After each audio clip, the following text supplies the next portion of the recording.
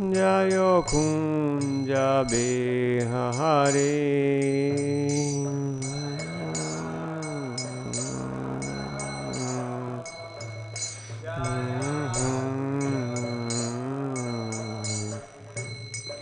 Jayo gopijana vallabha. Jayo giri varadhari. Jayo giri varadhari. Jana vallabha.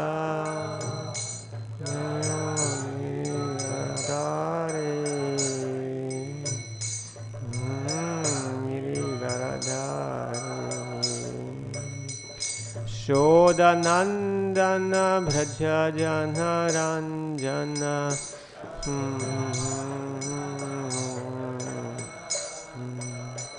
Shodanandana bhraja jana ranjana.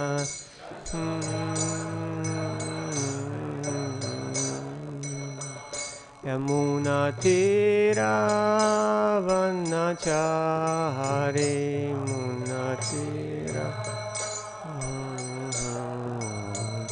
Munatira vanachari.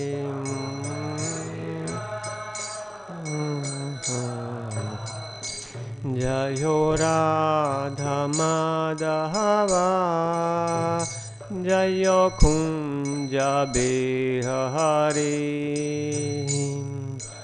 Radha madhava.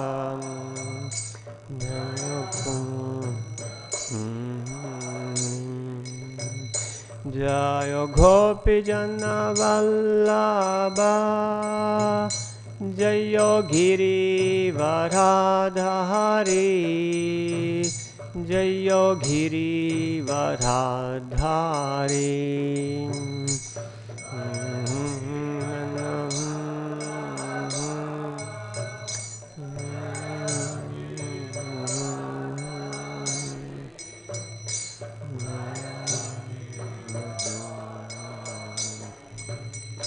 Shodanandana bhraja jana ranjana.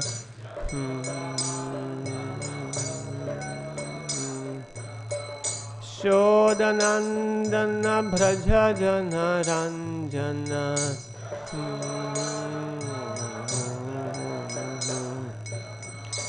Munatira vanachari.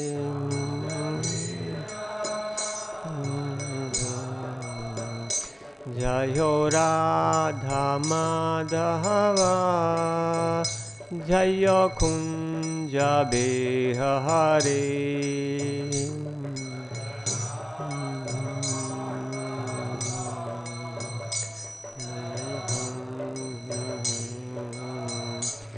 Yo radha madhava. Jayo kunja behari.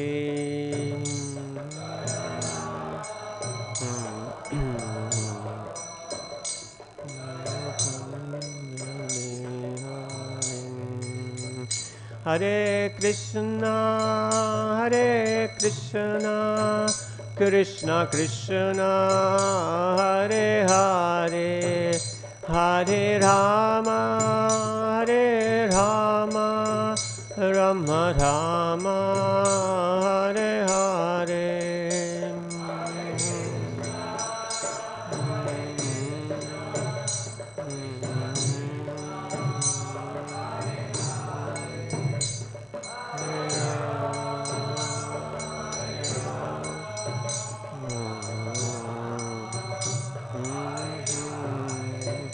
Hare Krishna, Krishna Krishna, Hare Hare, Hare Rama, Rama Rama, Hare Hare.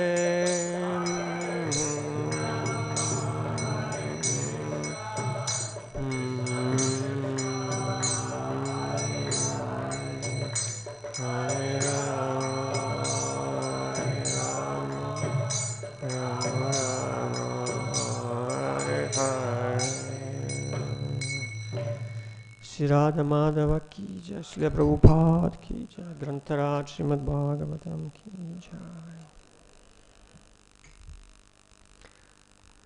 This morning we are reading from Srimad Bhagavatam, Canto 3, Shlokas, Chapter 13, Shlokas 32 to 34. So since 34 is on the board, I'll first read 32 and 33. Om Namo Bhagavate Vasudevaya. Om Namo Bhagavate Vasudevaya. Om Namo Bhagavate Vasudevaya. So 32.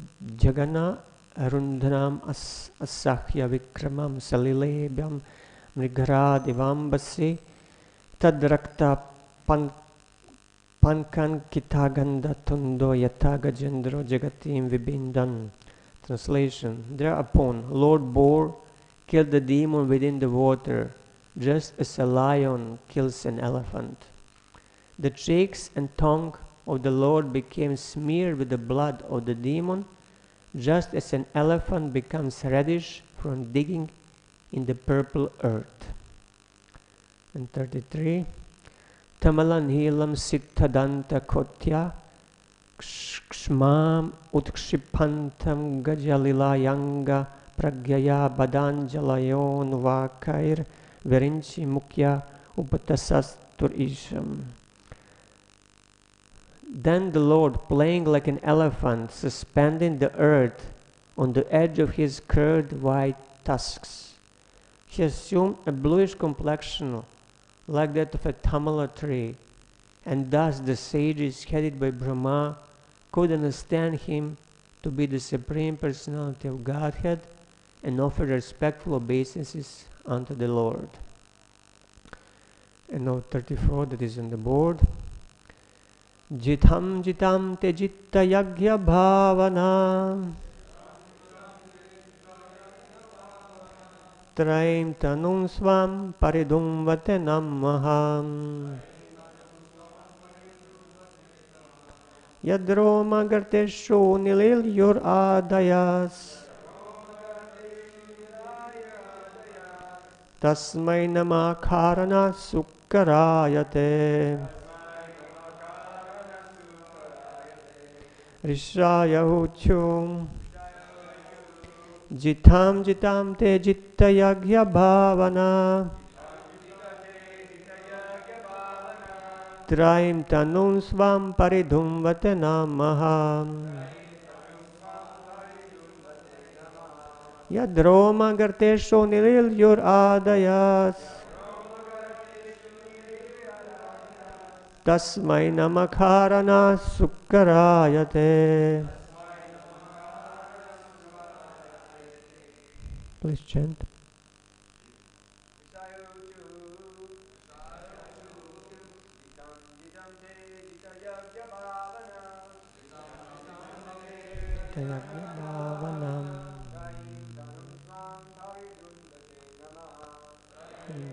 Swam parindum vate namaham.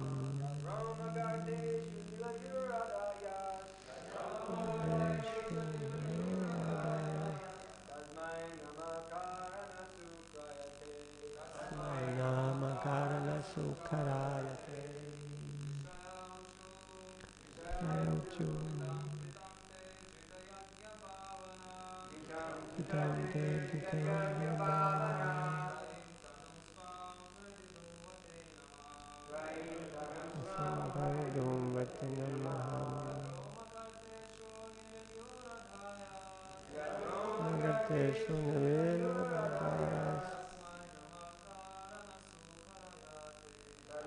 Namakarana sukkarayate.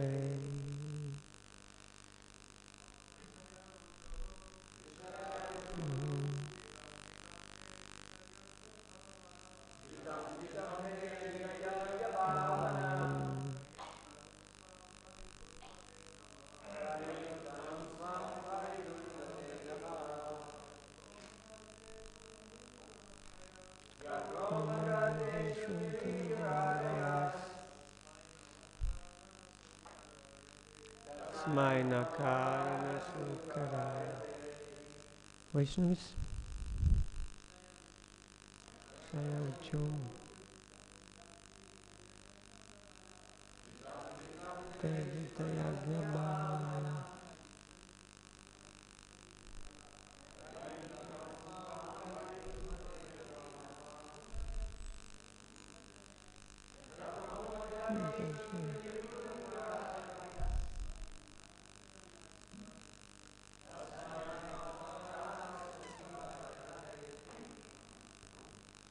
Word by word. Rishaya Ucho, the glorified sages uttered, Jitam, all glories, Jitam, all victories, Te, unto you, Ajita, O unconquerable one, Yagyabhavana, one who is understood by performances of sacrifice,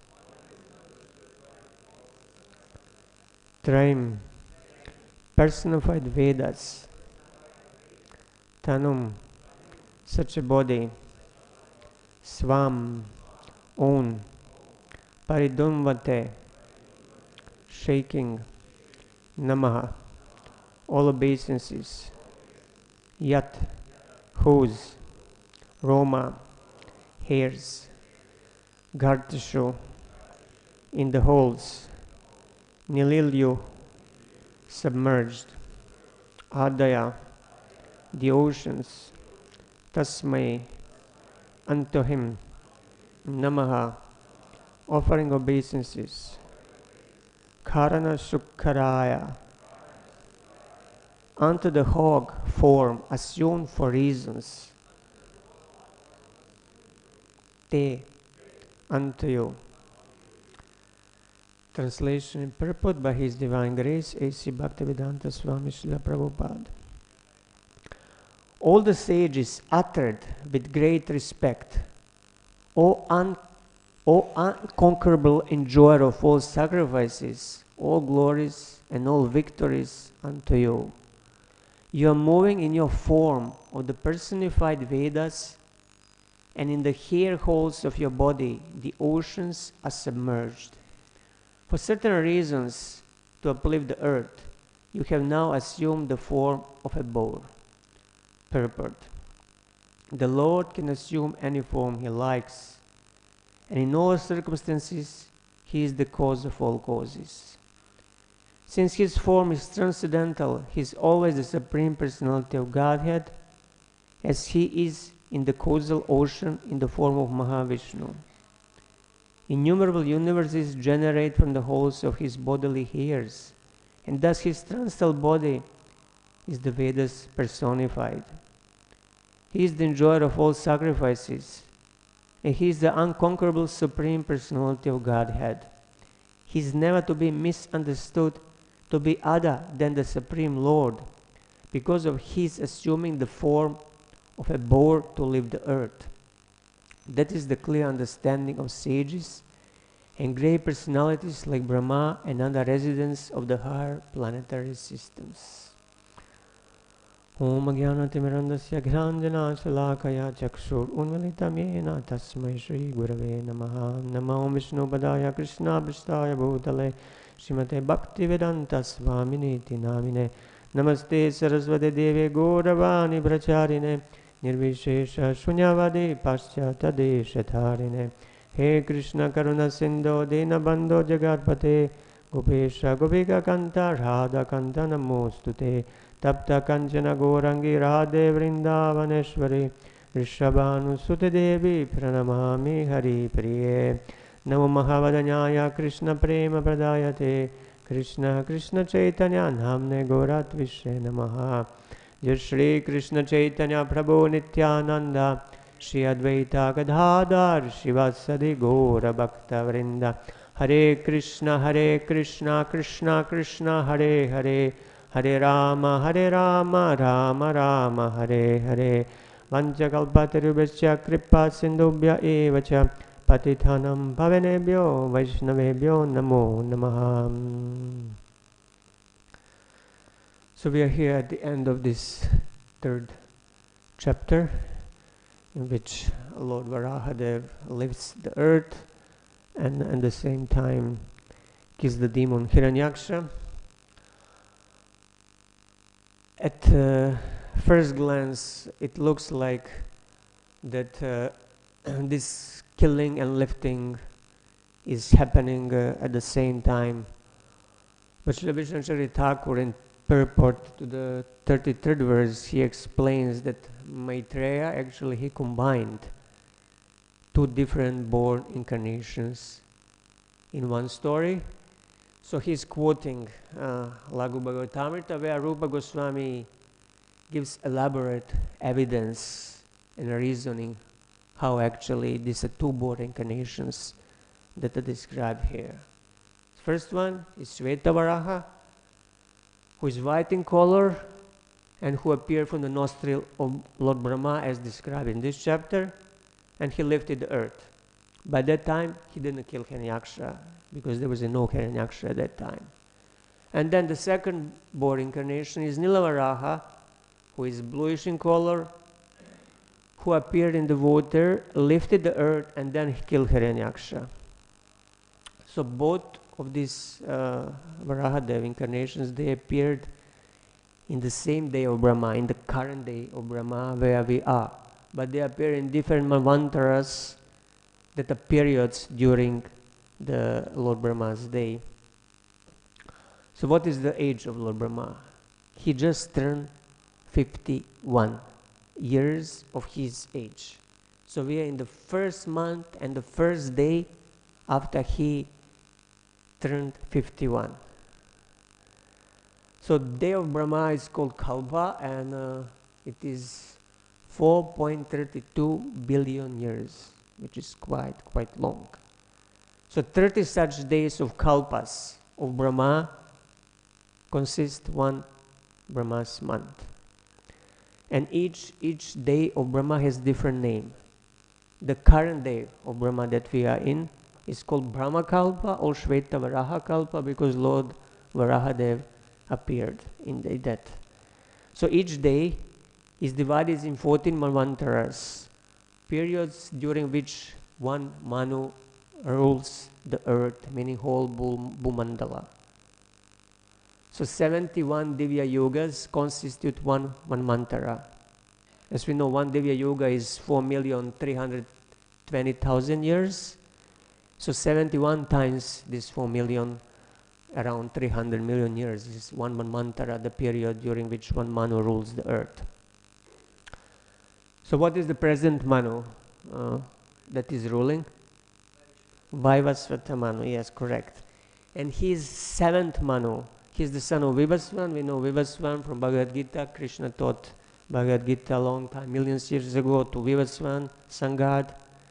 So 27 Divya Yogas of Vaivasvata Manu already passed. So not yet the half of his age. And we learn about the names of different 14 Manus in Chaitanya Charitamrita, in Adi Lila. We learn there is a Swayambhuva, first one, Svarochisha, Uttama, Tamasa, Raivata, Chakshusha is the sixth one, Vaivasvata is the seventh, then Savarni, Daksha Savarni, Brahma Savarni, Dharma Savarni, Rudraputra or Rudra Savarni, Rauchya, Deva Savarni, and Bhautyaka or Indra Savarni. These are the 14 Manus. So Lord Varaha, he appeared twice in this day of Brahma. So first he appeared during the reign of Swayambhuva Manu, the first Manu. At that time, as we already said, he came out of the nostril of Lord Brahma, and then he raised the earth from lower regions of the universe. And he was dark in color, blue Nilavaraha. So another Lord Varaha, he appeared second time during the reign of Chakshusha Manu, which is 6th Manu, in 6th Manvantara. So at that time, while lifting the Bhumandala, he came out of the universal waters to kill Hiranyaksha, and that time he was white in color. That's why he's called Shveta Varaha. And Rupa Goswami, he describes that sometimes Lord Varahadev, he has 4 legs and hooves, But sometimes he's a half man, half a boar, like a Lord Nrsimha there. So Rupa Goswami, he gives some proofs that in Bhagavatam that it was not the Nīlayebhaṁ who killed Hiranyaksha, but it was a Shvetavaraha who appeared in Chakshusa Manvantara. What is the reasoning there? Hiranyaksha was a son of Diti, who was daughter of Daksha. And Daksha, as we know, he was reborn again after he offended Lord Shiva. And then in the 4th canto, we find that he was reborn in the 6th or Chakshusa Manvantara.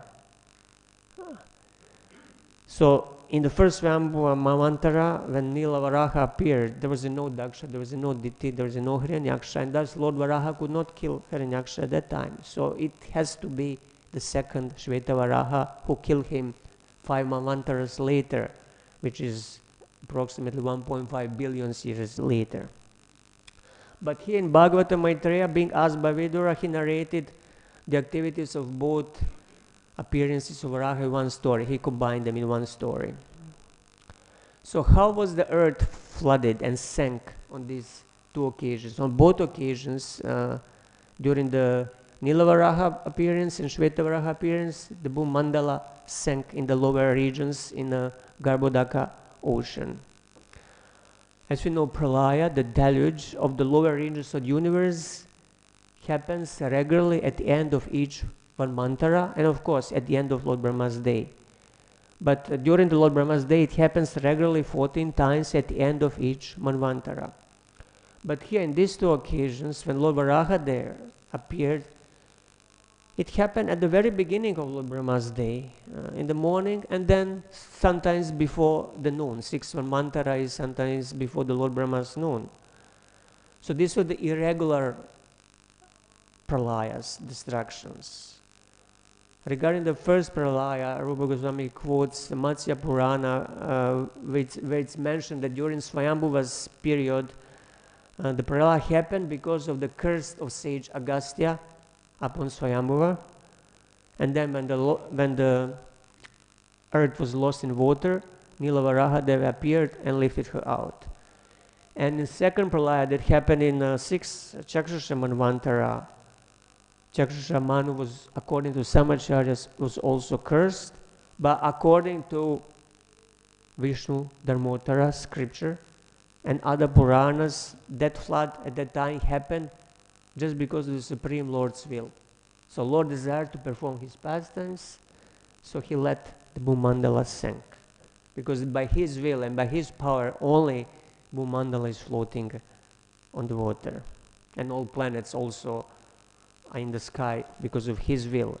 If he desires, so they can all fall down. So that's why it was mentioned that there was a sudden deluge during the reign of Chakshusa Manu, and then the Lord had to come and save her. And then regarding, there are regular pralayas at the end of each pralaya, at the end of each Manvantara.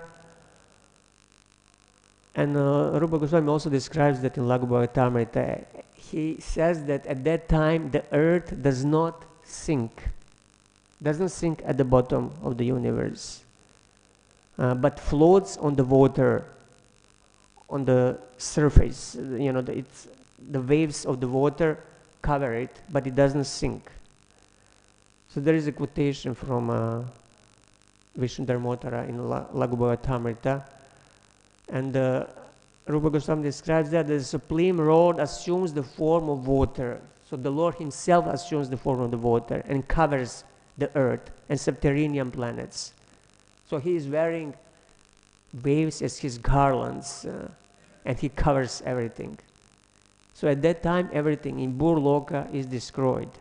It destroyed. Only what is not destroyed, principal mountains, starting with Himalayas, they are saved. They escape the destruction and remain visible. So the goddess Earth assumes the form at that time of the boat. The Mother Earth, she's a goddess. She's the expansion of Lakshmi Devi.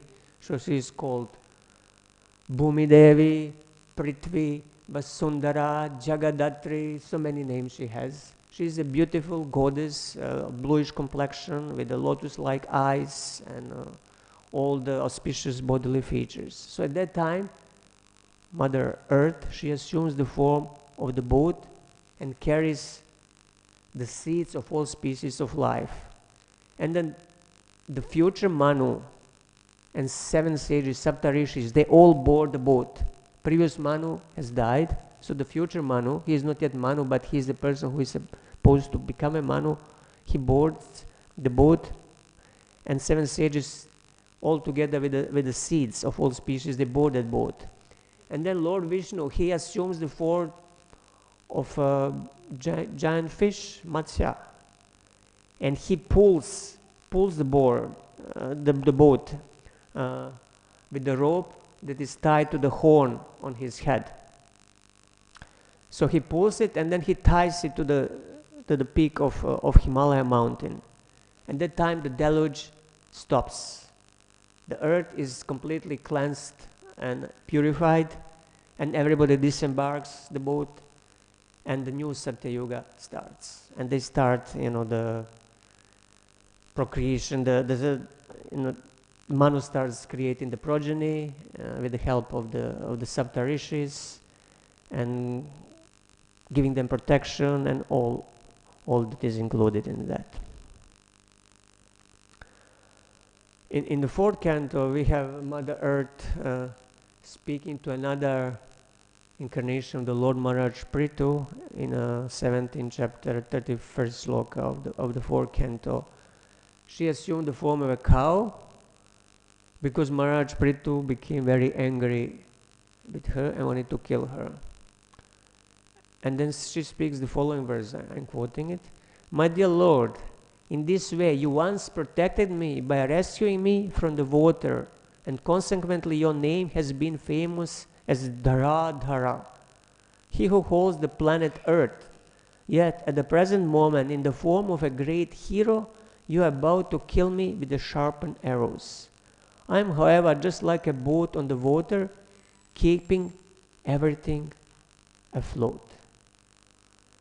So she is just like a boat on the water. She compares herself as a boat of water. So Lord activities here seems to be contradictory. First, he lifted the earth and saved her, and now he wants to kill her. What is the reason?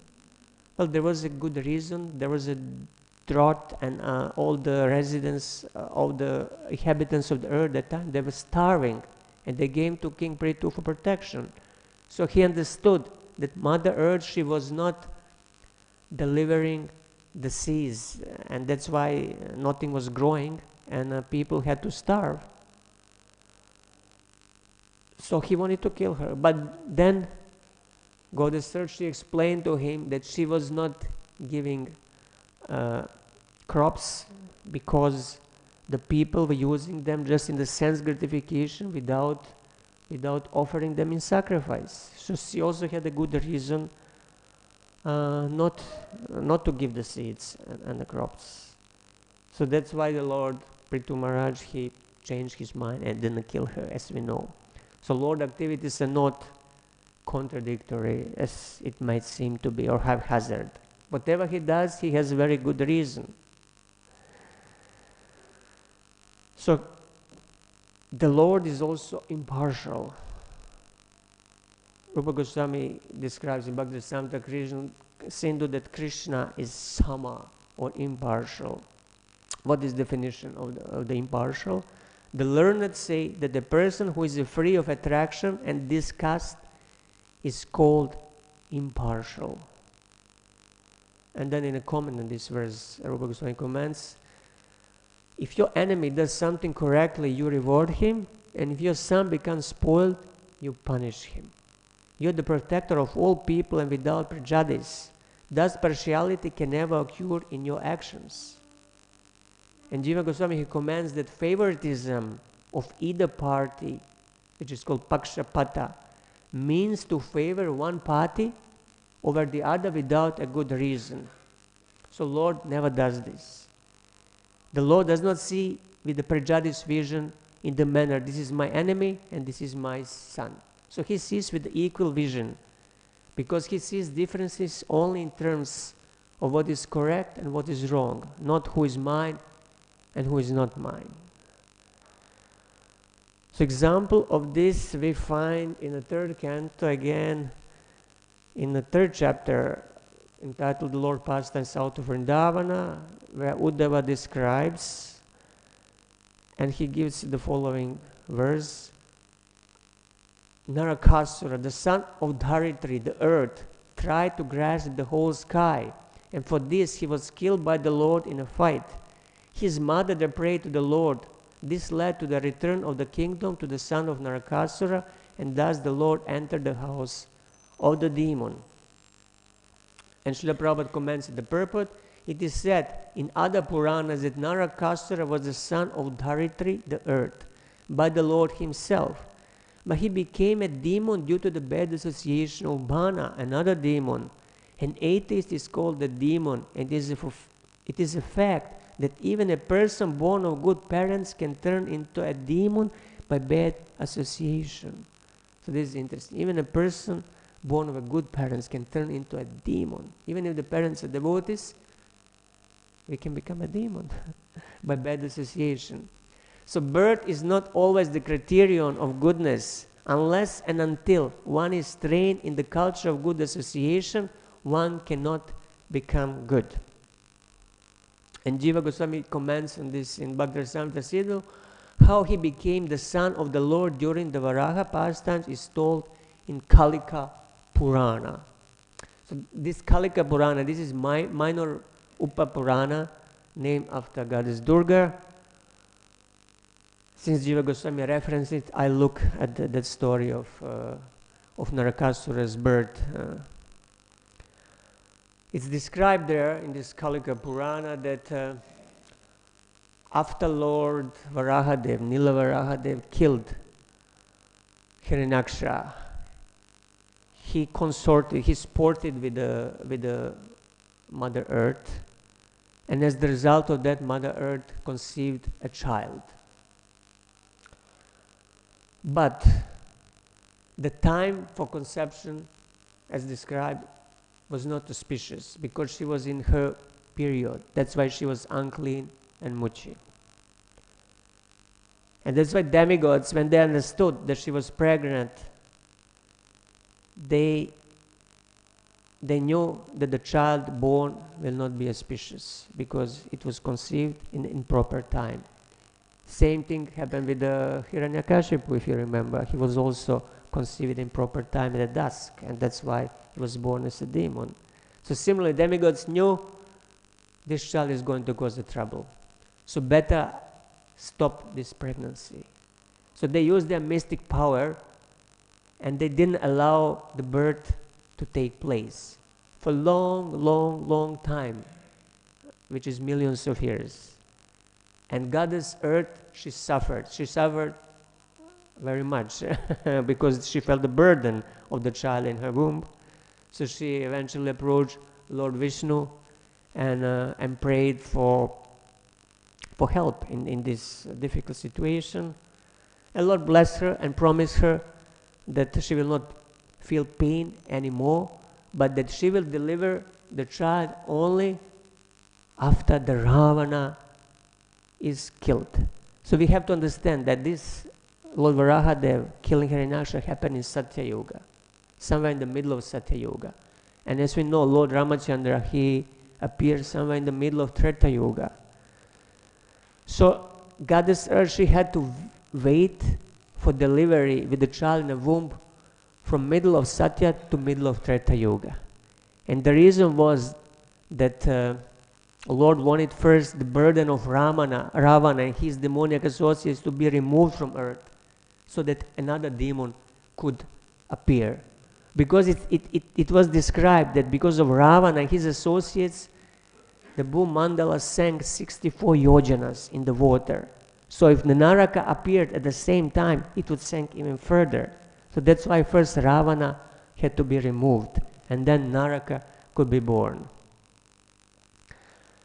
And then in this Kaliki Kalika Purana is described how King Janaka, whom we know as the mother of Sita, the wife of Lord Ramachandra, how he wanted children but couldn't have it. And then he heard that in the kingdom of Ayodhya, Maharaj Dasharath, he performed sacrifice and he got 4 illustrious sons by performing sacrifice. Rishishringa was the priest and other qualified brahmanas were there. So he decided also to perform a sacrifice in order to get sons. And as the result of his sacrifice, we know that he got 2 sons and 1 daughter. Who was the daughter? It was Mother Sita. But she was delivered. He found her actually in the sacrificial field on the ground. And it was goddess Earth who left her there. And then he informed the King Janaka that this daughter of yours, she'll be the cause of death for Ravana and other demons. So it's a very auspicious child. Take care of her very well. But at the same time, she said that my son also will be born after the Ravana is dead. And I want you to take care of him as well. And of course, Maharaj Janaka, he agreed to that agreement that because by blessings of Mother Bhumi, he got Sita, so he agreed also to take care of the son of Mother Bhumi, which will be born later. And as told by Mother Prithvi, it happened so. We know that Ravana was killed and the Sita and all this Ramayana pastime happened. And as soon as the Ramayana was killed, Narakasura was born to Prithvi Devi. And she left him in the sacrificial ground of Maharaj Janaka on the ground and disappeared. She informed him that the child is there, please go and look for him. So he went to the sacrificial ground and found a baby boy, very beautiful with lotus-like eyes, very strong. But somehow there was one inauspicious omen. He was lying with his head on a skull of a dead person. Somehow he was crawling over the sacrificial ground, and at one point he came to that skull and he was lying on that skull. So this was already bad omen. And due to this, Gautama, the family priest of Janaka Maharaj, he named him Naraka. So as he promised to Mother Prithvi, Janaka Maharaj, he took very well care of him, he raised him, he educated him in Kshatriya Dharma. And Mother Prithvi, she disguised herself as the nurse of Maharaj Janaka. And actually she raised her own son disguised as the human nurse. She assumed the human form of a nurse, and she was taking care of him. And she tried her best to give him a good education in terms of invoking good qualities in him. Because she was warned by Lord Vishnu that he will protect her child as long as he doesn't act against the Brahmanas, as long as he doesn't become demoniac. But also he promised to her, I will not kill him without your permission.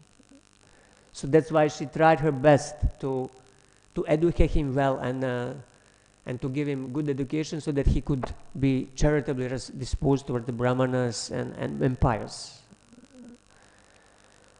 And Maharaj Janaka, he was educating him in the Kshatriya Dharma, in military art. So at one day when he was almost 16, he observed when the Naraka and his other sons were competing in some games, he observed how Naraka was superior in strength and intelligence and everything. And he became depressed because he thought, well, this son of earth, he's going, to defeat all my sons and take all the kingdom. My sons will be just kicked out. So the queen, he observed the moroseness of Maharaj Janaka, and she asked him about that. But he promised to Mother Earth not to tell what is the reason, so he didn't tell. But Goddess Earth, she understood that it's a time to take her son back. So she came to Janaka and told him, I will take my son back.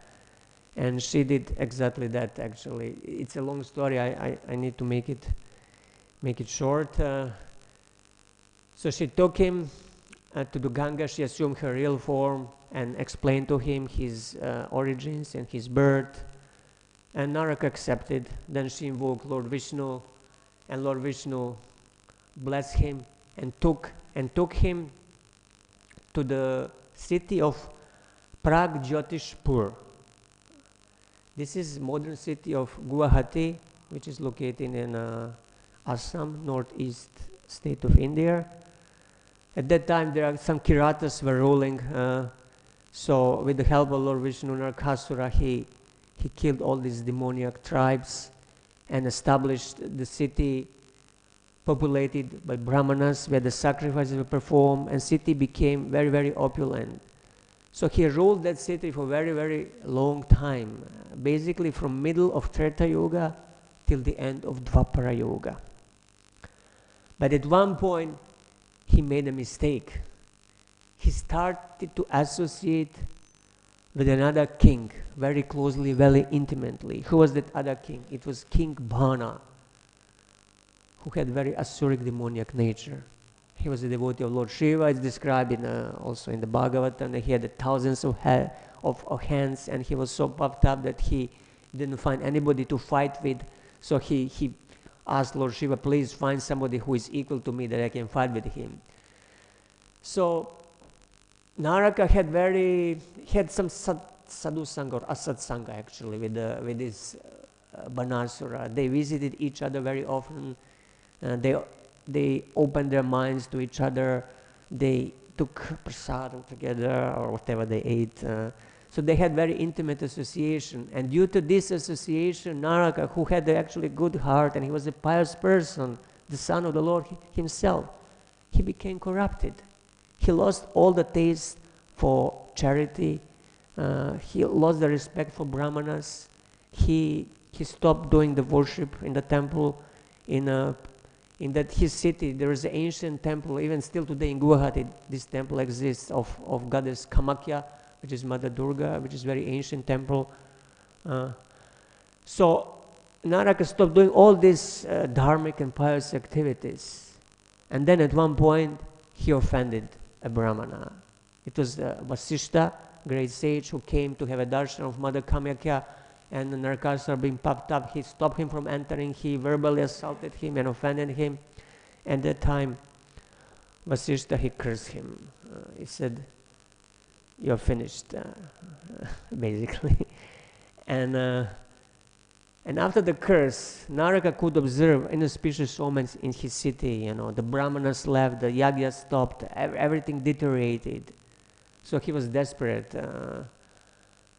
And he went, of course, to whom? To his friend Bana, and he complained to him. And again, Bana gave him some good demoniac advice. He told him, you have to do some tapasya, but don't worship Lord Vishnu, because although he's your father, he's actually not your friend. He's on the side of Indra and the demigods. So either you worship Lord Brahma or you worship Lord Shiva. Narakasura, he chose to worship Lord Brahma. He went to the nearby Brahmachala hill, and for 100 years he did tapasya, drinking only water. So at one point, Lord Brahma appeared and asked him for blessings. And what did Narakasura ask for? He asked that he cannot be defeated by any devatas, rakshasas, or other powerful beings. He forgot to ask not to be defeated by humans. And he also asked for unlimited opulence of Indra, and he also asked for unlimited beautiful ladies of heaven to enjoy. But being covered by Maya, he forgot to ask for curse of Vasishta Muni to be removed. And of course, he got, by blessings of Brahma, he got all these opulences. And on advice of his friend Bana, he went to Svarga to test whether the blessing is working. And he conquered Indra very easily. He stole the earrings of Mother Aditi, the mother of the demigods, Varuna's umbrella, and he stole unlimited treasure of the demigods. And then on earth he kidnapped 16,100 ladies that were all actually demigoddesses from Svarga that were born. At that time, you know, he gathered many demons like Mura and others in his city to protect his city. And the Mother Earth, who was his mother, but she was not anymore favorably disposed towards him, she prayed together with all the demigods on the shore of the Milk Ocean to Lord Vishnu for removal. And then Lord gave the blessings that he will remove this burden. He himself will incarnate, and he told all demigods to incarnate in order to fight the demons and to remove the burden. And we know how it happened.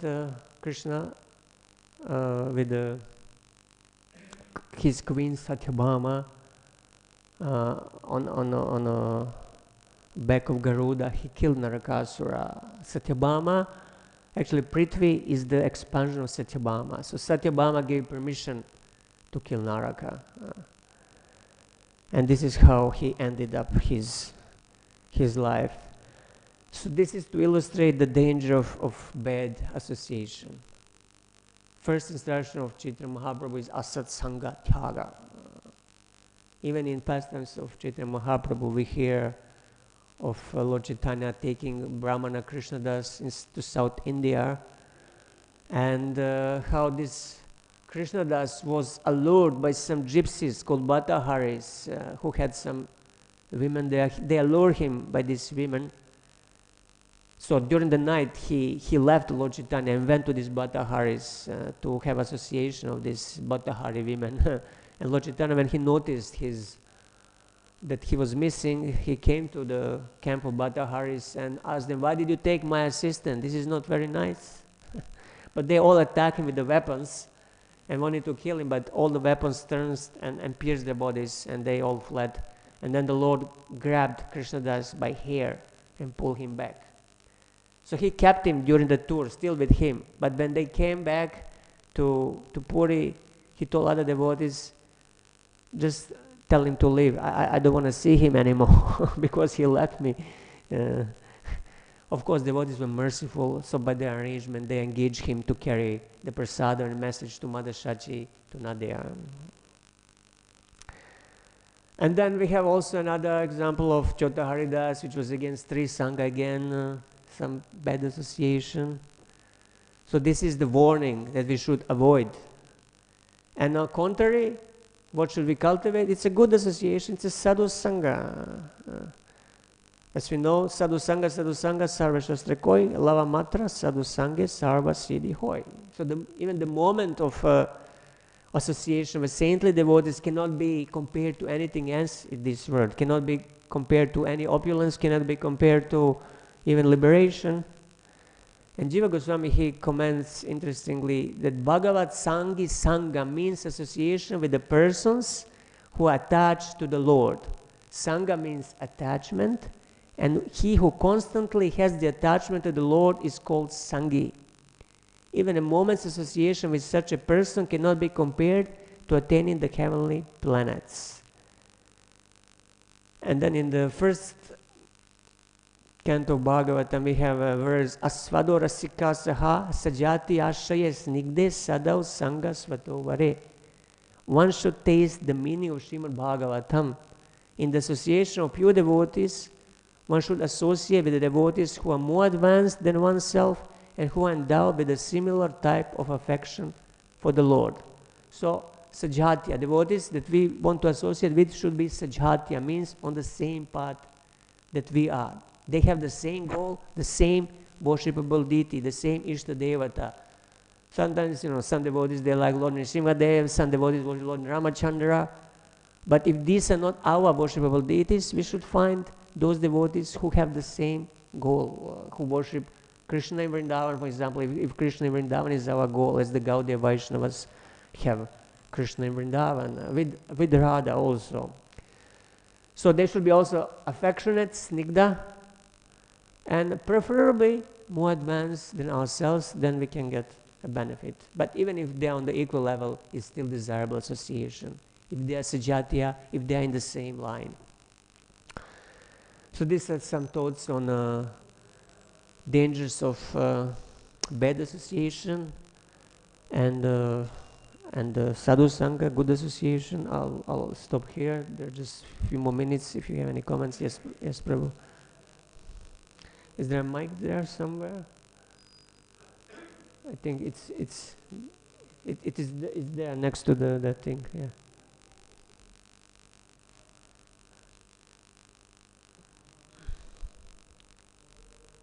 Wow, Prabhu, that was a beautiful inside scoop on the pastime of Narakasura. I'm thoroughly just blown away by all those details that I'd never heard before about Narakasura. I said that was a beautiful inside scoop on the pastime of Narakasura. I am blown away. I've never heard any of those details. And just want to thank you for that. And if you can just repeat what the sources were for that, so that I can perhaps speak that to people when I'm telling this pastime. So this pastime you can find in Kalika Purana, which is minor Upa Purana. I found there is actually English translation, although very old, archaic English, but you can get it from there. And Jiva Goswami is referencing this Kalika Purana in Bhakti Rasamrita Sindhu. Otherwise, I wouldn't know whether to trust that Purana or not. But because Jiva Goswami is referencing it, you can trust that the story there described is bona fide. So Kalika Purana, Upa Purana, you can search it. I think Internet Archive has English translation of that Purana. There are many stories actually. That this is just one story in that Purana. And what did you say the English translation was? Kalika Purana English translation of that Purana is available. If you search in Google, I'm sure you'll find it. Thank you, Prabhu. And just, it's an interesting point that even though Narakasura was the son of Lord Vishnu, he was still, killed by Krishna. Even though he was the son of Krishna, he was killed by Krishna due to bad association. So that's something to say for all of us. That Krishna, he's always going to uphold Dharma, even if it's his own family. Yeah, this is an illustration of Krishna's impartiality, his sama quality, that he's equal. He just takes into account one's actions and qualities, not whether he's his son or not the son. The body relationships are not so important, even for the Lord. Then we should also follow the same example. Okay, Rameshwar Prabhu has something?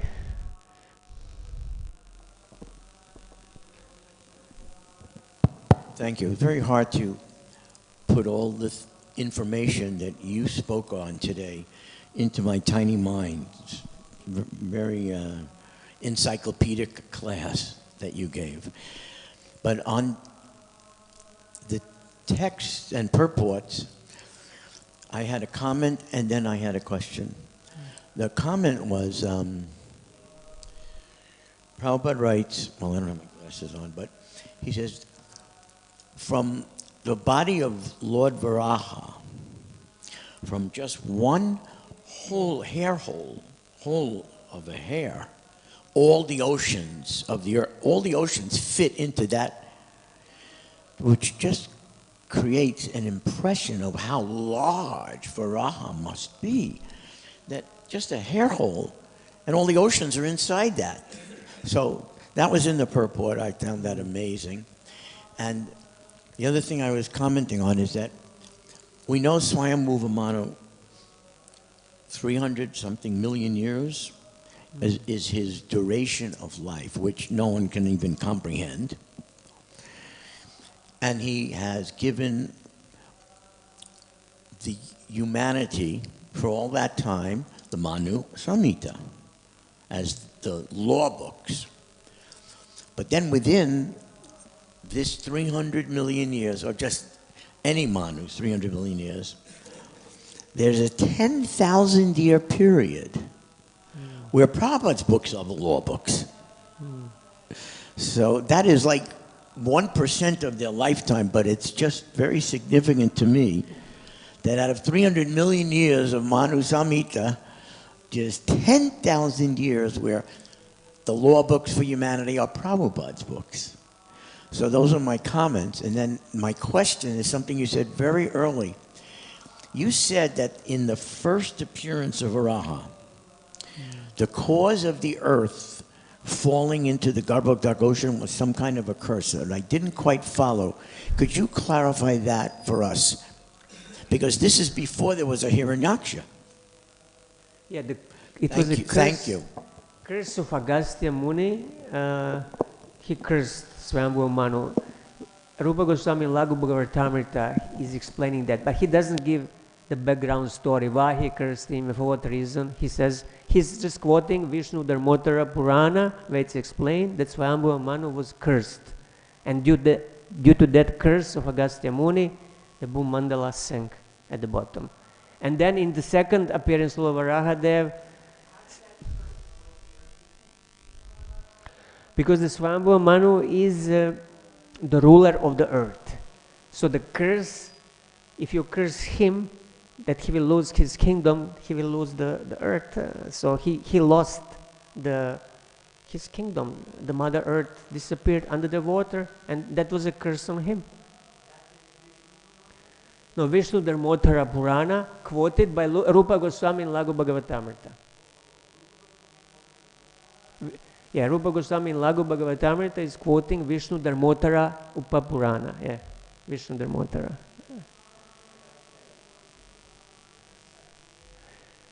There are many details, but it's a technical details. We want to take the essence. I think Prabhu, somebody else had? Prabhu had a question before we finish. This is just one more minute.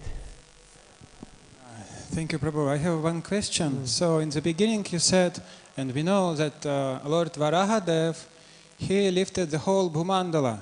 But the rest part of the story, so it seems the birth of Narakasura, etc., it seems like it's related to Earth planet only. So how to reconcile it?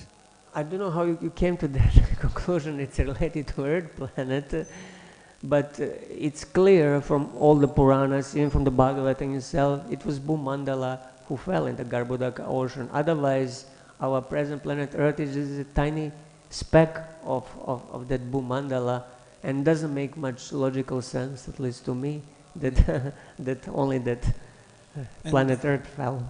Yeah. So Jagadhatri, Bhudevi, all these different names are the names of Bhumandala? Yeah, Bhumandala. It's Bhumandala. So Mother Prithvi is a personified deity of Bhumandala. This is the greater Earth. So Bharatavarsha, sometimes our planet, present planet is called Bharatavarsha, sometimes only India is called Bharatavarsha. So in different contexts, different names are used, but original Puranic name of Earth is Bhumandala. And Narakasura is the son of Bhumandala. Yeah, he's the son of personified Mother Earth, Prithvi Devi. She's the personified goddess of the whole Bhumandala. And we are included in that. So, so when we stand on this earth, she's a personified goddess of the earth. And we should also, she's a goddess. And she doesn't like to be burdened by adharmic people. So she likes devotees. Thank you very much. Okay, Prabhu had the last one. Actually, our planet, our specific planet, is only a small part of even the Bharatvarsha. It's called Bharat-khand. Bharat-khanda, yes. And so our planet's even just a small part of the larger Bharatvarsha. Of the Jambudvip, and then Jambudvip is just one island of Bhumandala. So it's a very, very small, tiny part. Thank you all very much. Srimad Bhagavatam ki jai, Srila Prabhupada ki jai.